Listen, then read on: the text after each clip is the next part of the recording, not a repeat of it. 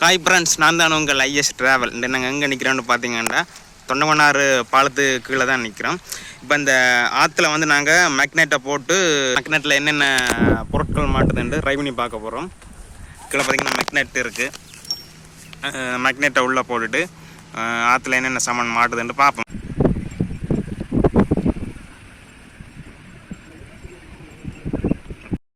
இப்போ பார்த்தீங்கன்னா மேக்னெட்டை நூலில் கட்டியாச்சு. இப்போ ஆற்றுக்குள்ளே போட்டுட்டு என்னென்ன பொருட்கள் மாட்டுதுன்ட்டு ட்ரை பண்ணி பார்ப்போம்.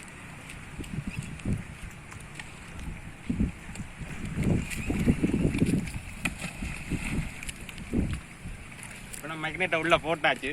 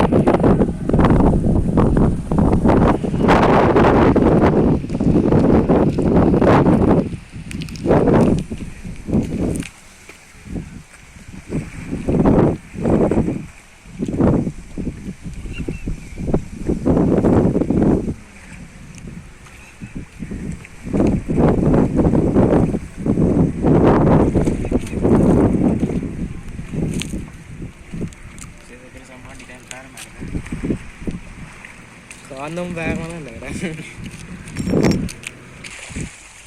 இப்போ பார்த்தீங்கன்னா காந்தம் கெவியாக ஒன்றில் மாட்டிக்கிட்டுது.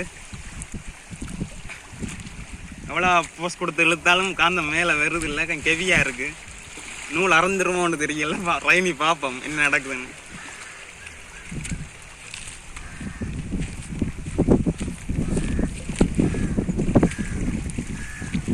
ஆயிரம் பாறையில் அப்படி தான் அங்கேயே மாட்டியிருக்கும், இல்லை எண்ணத்தில் மாட்டிருக்குன்னு அப்படியா கன்ஃபார்மாக தெரியல. ரொம்ப டைட்டாக இருக்கு.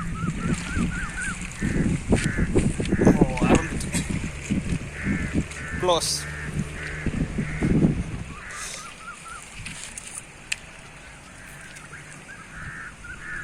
காந்தத்தை போட்டு உள்ளே என்ன இருக்குன்னு எடுப்பு மட்டும் பார்த்தோம்.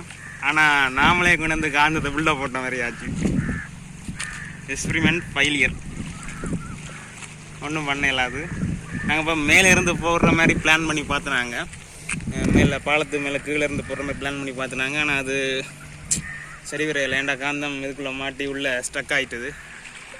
இப்போ அடுத்த முறை பார்க்குற கொஞ்சம் கயிறு கொஞ்சம் திக்னஸ்ஸாக இருக்கிற மாதிரியும், மற்றது காந்தம் கொஞ்சம் ஹெவியான குவாலிட்டியுடைய காந்தமாக இருந்தால் கொஞ்சம் நல்லா இருக்கும். ஏன்டா கொஞ்சம் நார்மல் ஸ்பியர் காந்தம் பண்ணுறபடியாக விளையாட்டுக்கு மேக்னெட் பவர் இல்லாமல் இருக்குது. நெக்ஸ்ட் டைம் ட்ரை பண்ணக்குள்ள கொஞ்சம் பெரிய காந்தமாக ட்ரை பண்ணி பார்ப்போம். மேக்னெட் வீடியோ வந்து ஃபெயிலியர் ஆச்சு. இருந்தாலும் உங்களுக்காக பிரயோசனமாக ஒரு வீடியோ போடுறேன். தொண்ணூறு பாலத்துக்கு பக்கத்தில் பார்த்தீங்கன்னா இந்த சைட்டில் ஒரு சிலை ஒன்று இருக்குது. இந்த சிலை நீங்கள் பார்த்துருப்பீங்க. ஆனால் என்ன காரணத்துக்காக எதுக்காக வச்சுருக்காங்கன்னு சில பேருக்கு தெரியாது. இதை கீழே போட்டிருக்காங்க பாருங்கள்.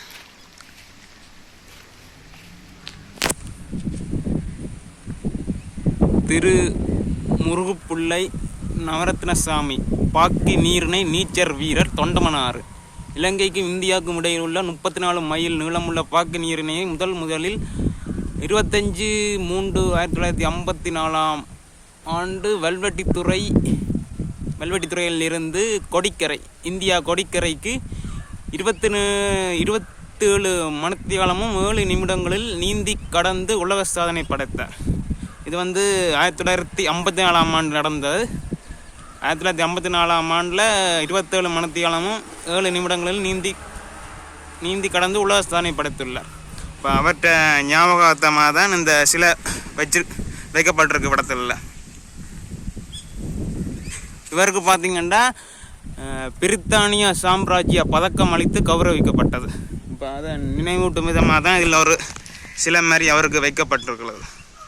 இப்போ நீங்கள் இப்போ அந்த பாலத்தால் போய் வரைக்குள்ள இதில் பார்த்துருப்பீங்க. ஆனால் என்ன விஷயத்துக்காக வைக்கப்பட்டிருக்குன்னு சில பேருக்கு தெரியாது. இப்போ இந்த வீடியோ பார்த்து உங்களுக்கு யூஸ்ஃபுல்லாக இருக்கும். ஓகே ஃப்ரெண்ட்ஸ், இதோட இந்த வீடியோ முடித்துக்கொள்வோம்.